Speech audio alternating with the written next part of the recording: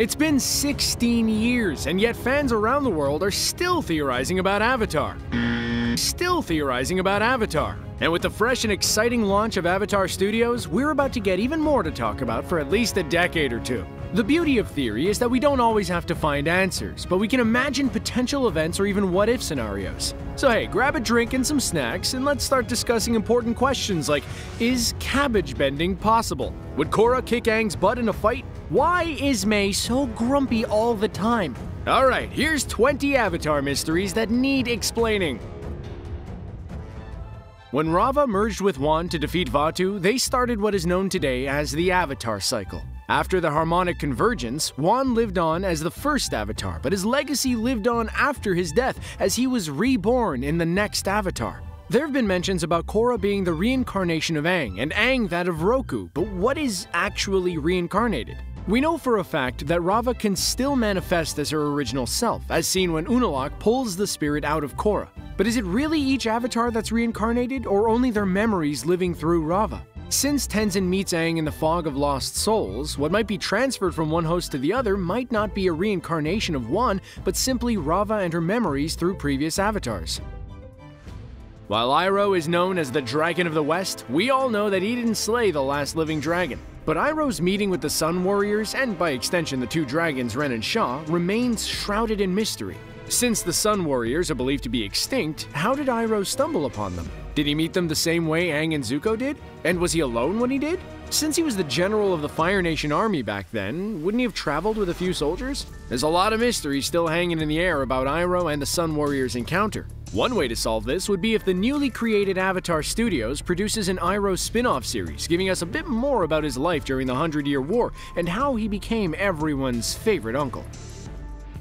Saying that Zuko's family is weird is quite an understatement. While there's tons of strange things happening under the Fire Nation Royal Palace's roof, there's also something peculiar happening when they walk the outside world. While the royal family has made a great deal of effort to be feared, and even more so since Fire Lord Ozai ascended to the throne and almost wiped out an entire nation, it seems that they go unnoticed when outside the palace's walls. When Zuko and Azula traveled to Amber Island for a vacation, none of the other kids seem to recognize the prince and the princess.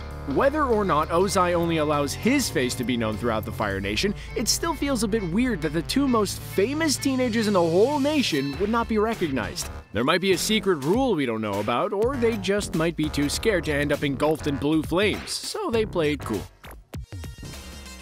One burning question that pretty much everyone has when it comes to Toph's storyline in Korra is who are her children's fathers, because it seems that there were two men in her life. One of them might just be Satoru, the son of the Fire Nation man Loban, who founded the Earth and Fire refinery with Toph's father, Lao Beifong. Toph met Satoru during the comic book The Rift when Aang tried to revive the Yangchen's festival in Cranefish Town. There's a crystal clear attraction between the Earthbender and the Fire Nation boy, but since they had to battle the vengeful ancient spirit General Old Iron, things between them were left unexplored so far. But with the comic books still being published, we might get to know if the two eventually ended up together and who that second mystery man will be. For the only waterbender of the Southern Water Tribe, Katara was surprisingly skilled. From turning water into shards of ice, to healing wounds, and to one of the most impressive skills, bloodbending, Katara has shown off the amazing extent of her bending art more than once. But something technically doesn't make sense about how she uses her powers. When she uses water to blast through wood or metal using water whips, it seems unlikely that it would actually cut through. While the way she does it makes for a very cool effect animation-wise, water could only cut through metal at a very high pressure point for one, but also at a straight angle. The curvy way her water hits steel objects would basically only make them wet, or maybe dent them a little.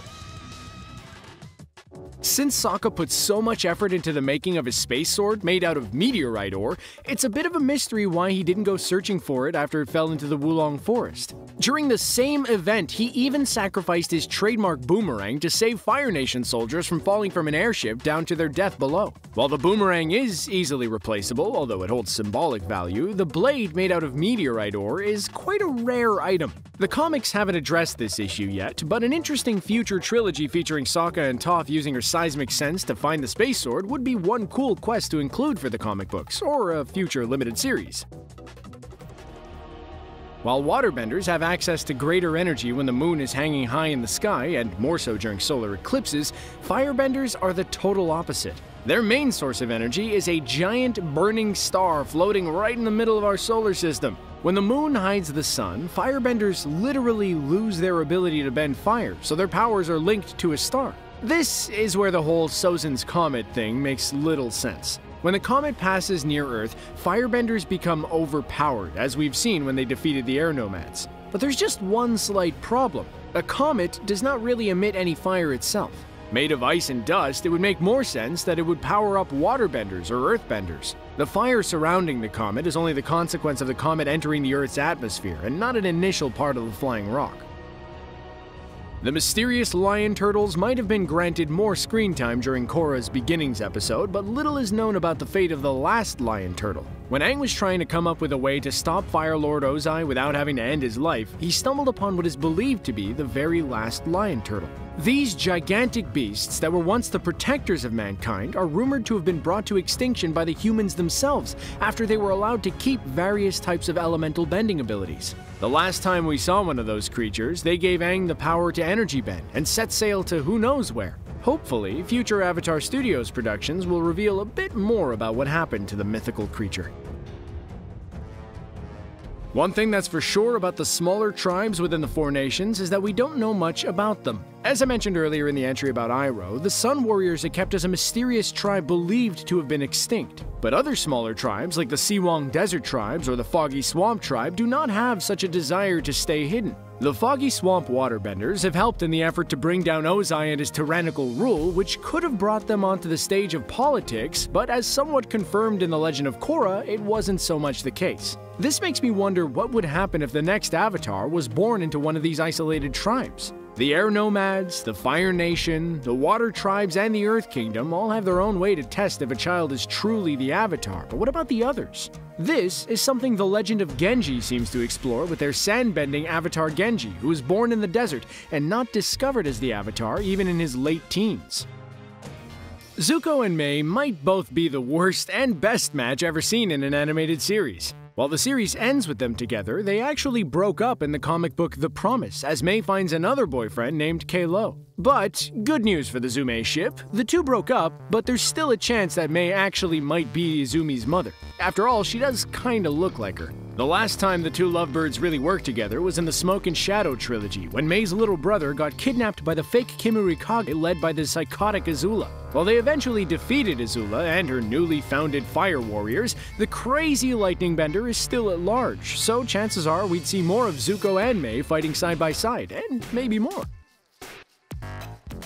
One thing that is interesting but rather peculiar about animals in the Avatar universe is the fact that some of them can bend elements. Well, that and the fact that a lot of them are weird mixes between species, like the adorable turtle ducks and the weird-looking cat gator. Flying bison can airbend in order to float around the world. Dragons can obviously firebend, and badger moles can earthbend by using seismic sense, an incredible skill they taught Toph when she was little. But the question is, how did they get those powers? I could understand how the spirit dragon that taught Wan would firebend, since spirits have been known to hold some magical powers and can even shift to dark creatures if disturbed. But there's still a lot of mystery behind the fact that Avatar's fauna are born with natural elemental bending abilities. Are they the result of hybrid spirit animals and regular animals mating? A Discovery Channel style show about these hybrid animals might be one good way to find out. Remember Bosco, that adorable dancing bear who was often accompanying Earth Kingdom's King Kwai? For a while, Kwai and Bosco set out on a journey across the world as the Earth Kingdom abandoned him, but the king eventually returned to reclaim his throne after the end of the 100 Years' War. We're not quite sure what happened to that huggable fluff of hair, but it seems that his fate might have been a grisly one, pun intended. It was implied in the Legend of Korra that Bosco was eventually served on a plate for the horrible Earth Queen Hao Ting. Now, one would think that the creators of the show would not be so cruel as to have Hao Ting eat Bosco, right? Wrong. In a DVD commentary, both of them actually confirmed that indeed, Bosco ended up as a meal for the Earth Queen. While there are 4 official nations that can be found in the Avatar map, it seems that this does not actually reflect the reality of the franchise's world. For instance, there are actually 2 kings in the Earth Kingdom, the crazy White Lotus member Bumi in Omashu, and King Kwai, or later on Queen Hao Ting, in the walled Ba Sing Se. The same can somehow apply to the Fire Nation, as on one side we have the Fire Lord ruling from the Fire Nation capital and the Sun Warriors having their very own singular culture. When it comes to the Water Tribes, we have the northern and southern ones, which are so far apart that they highly differ in cultural identity. Of course, there's also the Foggy Swamp Tribe and the Si Wong tribes, but for a time, there was also the so-called Fifth Nation introduced in the Rise of Kyoshi. This group, led by Tagaka in the novel, were a diverse group of pirates coming from various corners of the world. In some ways, this was an early, slightly illegal version of Republic City where nations mix. Unlike Zuko, Azula never got to have her redemption arc, but does she really deserve it? No, not really. Azula is a very interesting villain, and the franchise should definitely keep her that way. After trying to impress her fire daddy to compensate for her mother's fear towards her, Ty Lee and May's betrayal, and Zuko siding with Team Avatar, Azula completely lost her mind. The pressure to become a fitting tyrant like her father was so strong that she eventually ended up in an insane asylum, but was released by Zuko in The Search to help find her mother Ursa. While she surely was of help from time to time, she acted like a ticking time bomb for most of the journey, before disappearing into thin air. As explained earlier, her last appearance as of yet was in Smoke and Shadow, where she tries to control the throne from behind the scenes. We still don't know what happened to her between Avatar and Korra, but one theory I have is that her fire warriors orchestrated Mako and Bolin's parents' death.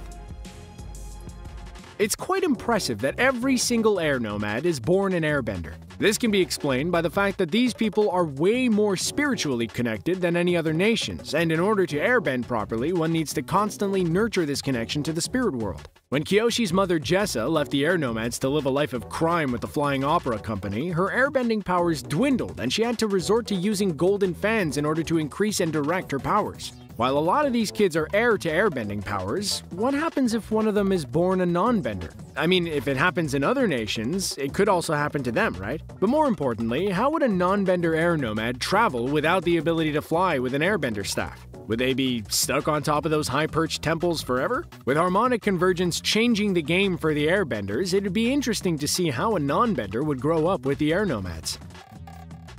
Throughout its run, Avatar kept one huge secret from its viewers regarding the whereabouts of Zuko's mother Ursa. Only seen through flashbacks, her leaving her children left both of them scarred for life. She was Zuko's anchor while living in the madness that is the Fire Nation Royal Palace, and her negligence of Azula probably helped her fall into madness. Before stepping over the edge, Azula literally started hallucinating about her mother. It was revealed in the comics that she helped Ozai kill his own father Azulon with poison and left to return to her hometown where she rekindled with her first love, Ikem. To escape the Fire Lord's torment, she asked the Mother of Faces to change her face, as did Ikem years ago. The only problem is that she would lose some of her memories. The two eventually had a daughter, she got her memories back, and they went to live with Zuko.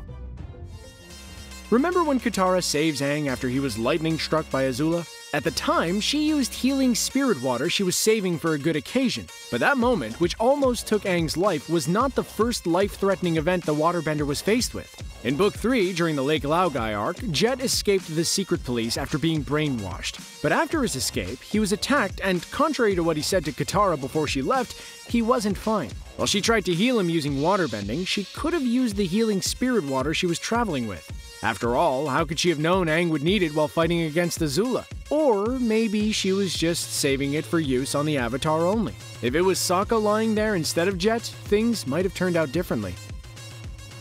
While the sages, who are part of the White Lotus, were introduced throughout Avatar, they were not introduced at first as such. Members of the secret organization like Iroh, Bumi, Zhang, and Pakku were only revealed towards the end of the series as they set out to liberate Ba Sing Se from the clutches of the Fire Nation during the passing of Sozin's comet. Before getting involved with finding the Avatar whenever one passes away, the Order of the White Lotus's original goal was to gather scholars from the four nations to share knowledge amongst themselves. Little is known about the Order's origin story as they mostly work behind the scenes, but I'm curious to find out how Iroh became the Grand Lotus. Can we get that Iroh spin-off already?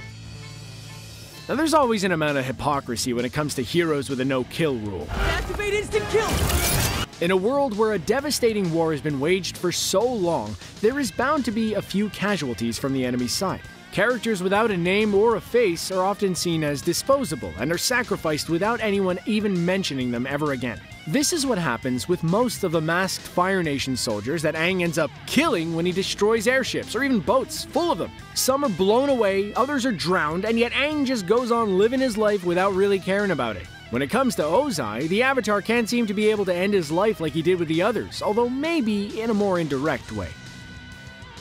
The most hilarious gag of the entire franchise clearly goes to the poor cabbage merchant who keeps getting his cart destroyed by the gang. But what do we really know about him besides the fact that he sells cabbages? Pretty much nothing, really. Although we see him in the comic books as the owner of the Cabbage Delicacies Bistro, and later on the founder of Cabbage Corp and Korra, the poor guy was never even given an actual name. The identity and origin story behind the cabbage merchant is clearly one of the most pressing unsolved mysteries in the whole Avatar franchise. Right?